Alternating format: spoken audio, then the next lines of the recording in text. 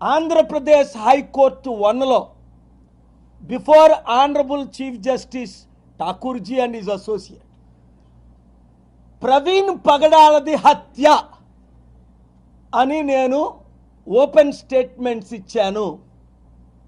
పోలీసులు investigation failure present చేశాను. 1999లో ఒడిశాలో గ్రహం స్ట్రెయిన్స్ ఆస్ట్రేలియన్ మిషనరీ 2 కొడుకుల్ని కాల్చేసినప్పుడు కంటే ఎక్కువ కోట్ల మంది ఈరోజు బయటికి ఎందుకు వచ్చారు? ఇది హత్య అని, నన్ను హత్య చేయబోతున్నారు, నన్ను హత్య చేస్తారు అని ప్రవీణ్ చెప్పిన విషయాలు, 4 కోసేస్తాం, గుడ్డలు బయటికి లాగేస్తాం అన్నాళ్ళు ఇన్వెస్టిగేట్ చేశారా యువరానర్? మర్డర్ 11:42కి అయితే రాత్రి మరుసటి రోజు 8 గంటల వరకు ఎఫ్ఐఆర్ ఎందుకు ఫైల్ చేయలేదు? ఎస్పీ గారు, సిఐ పోలీసులు ఫ్యామిలీకి, ఫ్రెండ్స్కి కాల్ చేసి ఈ బాడీని ఎందుకు తీసుకొని వెళ్ళమన్నారు?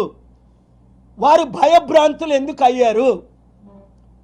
పోస్ట్ మార్టం రిపోర్టు 23 రోజులైనా ఆయన చనిపోయి ఇంతవరకు ఎందుకు బయట పెట్టలేదు? 48 గంటల్లో బయట పెట్టవలసింది.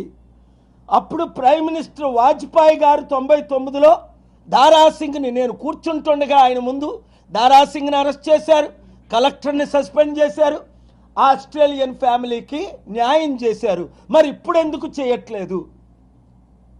ఇప్పుడు ఉన్న పోలీస్ ఆఫీసర్స్ ఇల్లీగల్గా చట్టానికి వ్యతిరేకంగా వీడియోలు ఎందుకు రిలీజ్ చేశారు? మేము చేయలేదని అప్పుడు అన్నారు, మరి ఇప్పుడైతే ఏమంటున్నారు? అదే ఫుటేజ్ చూపించి ఇన్వెస్టిగేషన్ క్లోజ్ అయింది అంటున్నారు. పోస్ట్ మార్టం రిపోర్టు రిలీజ్ చేయకుండా ఇన్వెస్టిగేషన్ ఎలా క్లోజ్ అవుతుంది? లింకులన్నీ కనెక్ట్ చేయకుండా ఇన్వెస్టిగేషన్ ఎలా క్లోజ్ అవుతుంది? మేమిచ్చిన డైరెక్షన్లో హర్ష్ కుమార్ గారు ఇచ్చిన ఎవిడెన్స్లతో ఇన్వెస్టిగేషన్ చేయకుండా రాత్రి నేను హర్ష్ కుమార్ గారితో మాట్లాడాను. వారిచ్చిన ఇన్ఫర్మేషన్తో ఇన్వెస్టిగేషన్ ఆ కోణంలో, హత్య అని కోణంలో వాళ్ళు ఎందుకు చేయలేదు? ఇది యాక్సిడెంట్ అని ముందు నుంచి ఎందుకు చూపిస్తున్నారు? చంద్రబాబు నాయుడు గారు ఎస్పీతో 45 నిమిషాలు ఈ విషయంలో ఏం మాట్లాడారు? మీరు దేవుణ్ణి తప్పించుకోగలరా? దేవుని ఉగ్రత తప్పించుకోగలరా? ప్రవీణ్ పగడాల రక్తం దేవునికి మొర పెట్టట్లేదా? అలాగే పవన్ కళ్యాణ్ ఫిబ్రవరి 10ని ఒక జీవో రిలీజ్ చేసినప్పుడు ఓఎస్డి కే ఆనంద్ ద్వారా చర్చిలు ఎన్ని ఉన్నాయి, లీగల్ ఎన్ని, ఇల్లీగల్ ఎన్ని, మసీదులు ఎన్ని ఉన్నాయి అడగలేదే, మందిరాలు ఎన్ని ఉన్నాయి అడగలేదే, మరి చర్చిల గురించే ఎందుకు అడుగుతున్నారు? ఇది ఒక డిప్యూటీ సీఎం రెచ్చగొట్టడం మాటలు కాదా? మరలా అదే జీవోని మార్చి 5ని ఎందుకు తిరిగి వాపస్ తీసుకున్నారు ఇల్లీగల్ అని తెలిసిన తర్వాత? దాని గురించి గవర్నమెంట్, చంద్రబాబు నాయుడు గవర్నమెంట్ కానీ దేశంలో గవర్నమెంట్ కానీ ఏమి చర్యలు తీసుకున్నారు? ఇవన్నీ ప్రశ్నలకు వారు జవాబు చెప్పాలి. లేదు అంటే భారతదేశం ఇప్పుడే 158వ స్థానానికి వెళ్ళిపోయింది, 197వ స్థానానికి వెళ్ళిపోద్ది. ప్రవీణ్ పగడాల ఏమన్నాడు? ఇండియాలో ఉన్న టార్చరు, పెర్సిక్యూషన్ ప్రపంచంలో ఎక్కడా లేదు. ఈరోజు నా మిత్రుడు కపిల్ సిబాల్ ప్రవీణ్ పగడాల సుప్రీంకోర్టులో వాళ్ళు వేసిన pillow party in person appear అవ్వాలి. ఇది ఎంత సీరియస్ మ్యాటర్? ఇన్వెస్టిగేషన్ ఎంత ఖచ్చితంగా క్లియర్గా జరగాలి. భయపెడతారు, ఎవరిని భయపెడతారు? ఎవరు భయపడతారు? ప్రశ్నించిన వాడిని భయపడతారా? ప్రశ్నించిన వాళ్ళు నోరు మూయిస్తారా? ఎంతమంది నోర్లు మీరు మూయిస్తారు? అందుకనే సిబిఐ ఎంక్వైరీ అవసరం. లేదంటే సిట్టింగ్ జడ్జి సిబిఐ ఎంక్వైరీ ద్వారా నేను నా దగ్గర ఉన్న ఫ్యాక్ట్స్ వారికి చెప్తా. ఎందుకంటే ఆంధ్రప్రదేశ్ పోలీసు శ్రీనివాస్ అనే సర్కిల్ ఇన్స్పెక్టర్, ఇప్పుడు డిఎస్పీ, అటెంప్ట్ మర్డర్ కేసు నా మీద పెట్టాడు. తర్వాత క్షమాపణ చెప్పాడు. నేను లేకుంటే అటెంప్ట్ మర్డర్ ఏంటి?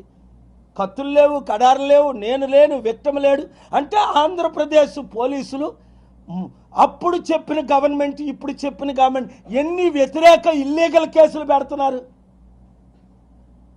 అందుకనే ట్రంప్ దగ్గరికి నేను తీసుకెళ్లవలసి వచ్చింది, ఫారిన్ మినిస్టర్ దగ్గరికి తీసుకెళ్లవలసి వచ్చింది, జాన్ తూన్ దగ్గరికి తీసుకెళ్లవలసి వచ్చింది, యూరోపియన్ పార్లమెంట్కి తీసుకెళ్లవలసి వచ్చింది. ఎందుకంటే ఇలాంటి ప్రవీణ్ పగడాలని ఎంతమందిని మీరు చంపడానికి ప్రయత్నిస్తున్నారు. ఎందుకంటే న్యూస్లో చూస్తున్నాను 110 మంది ఉన్నారు లిస్టులో, 15 మంది ఉన్నారు, ఈ ఎంపీలు చేస్తున్నారు, ఆ ఎమ్మెల్యేలు చేస్తున్నారు. నాకైతే సత్యం తెలీదు.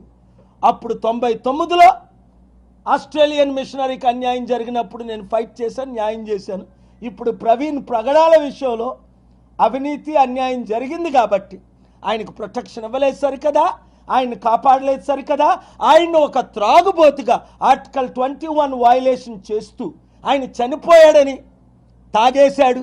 తాగినప్పుడు మీ పోలీసు 3 గంటలు ఇక్కడ ఏం చేశాడు? ఆయన ఎందుకు అరెస్ట్ చేయలేదు? ఆయనకి ఎందుకు నోటీస్ ఇవ్వలేదు? ఆయన వెహికల్ ఎందుకు సీజ్ చేయలేదు? 3 గంటలు మీ సబ్ ఇన్స్పెక్టర్ మాట్లాడాడు కదా విజయవాడలో, దానికి జవాబు లేదు. అది వయలేషన్ కాదా? మీరు తాగారు అంటున్నాడు, ఎక్కడి నుంచో బయలుదేరాడు, హైదరాబాద్ నుంచి తాక్కొస్తున్నాడు, ఇక్కడ రాబోయేసారి 2 సార్లు పడిపోయాడు అంటున్నారు. మరి పడిపోయినండి మీరు ఎందుకు హాస్పిటల్లో తీసుకెళ్ళా? పడిపోయినండి మీరు ఎందుకు అరెస్ట్ చేయాలా? పడిపోయినాడు మీరు ఎందుకు ట్రీట్మెంట్ ఇవ్వాలా? పడిపోయినాడు వెహికల్ ఎందుకు ఆపలేదు? ఇలాంటి ప్రశ్నలు నేను 22 ప్రశ్నలు అడిగాను, ఒకదానికైనా జవాబు చెప్పారా? కనుక మీడియా మిత్రులారా, దైవజనులారా, పబ్లిక్ ఇన్ కామన్ సత్యం బయటికి వస్తుంది అని నాకు నమ్మకం ఉంది. వివేకానంద రెడ్డి కేసులో తారుమారు చేసేసి 6 సంవత్సరాలు అయింది. ఈయన అప్పుడే చెప్పాను మీకు ఇదే రూమ్లో, వాళ్ళ ఇద్దరిలో ఎవరు గెలిచినా వివేకానంద రెడ్డికి న్యాయం జరగదు, ఆయన కుటుంబానికి న్యాయం జరగదు. ఆయన చేశాడని ఈయన అంటాడు, ఈయన చేశాడని ఆయన అంటాడు. ఎవరు చేశారు? ఇంత ఇంట్లో దారుణంగా హత్య చేసేస్తే ఈ రోజుకి ఎవరు చేశారని సిబిఐ కూడా ఫెయిల్ అయింది. ఇప్పుడు FBI ఎంక్వైరీ చేయిస్తాం, ఇంటర్నేషనల్ ఎంక్వైరీ చేయిస్తాం, ఇంటర్నేషనల్ కోర్ట్ ఆఫ్ జస్టిస్కి వెళ్తాం.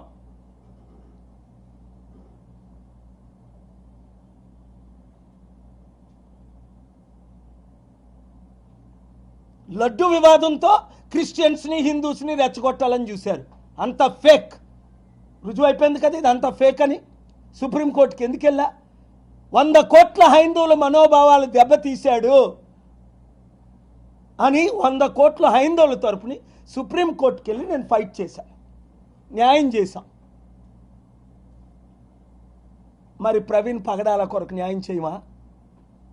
మిత్రులారా, హిందూస్, ముస్లిమ్స్, క్రిస్టియన్స్ శాంతి కోరుకున్న ప్రతి ఒక్కరు, ఆనరబుల్ CJ గారు శాంతి చూసారా? ఇవాళ హియరింగ్స్ మీరు చూసుంటారు.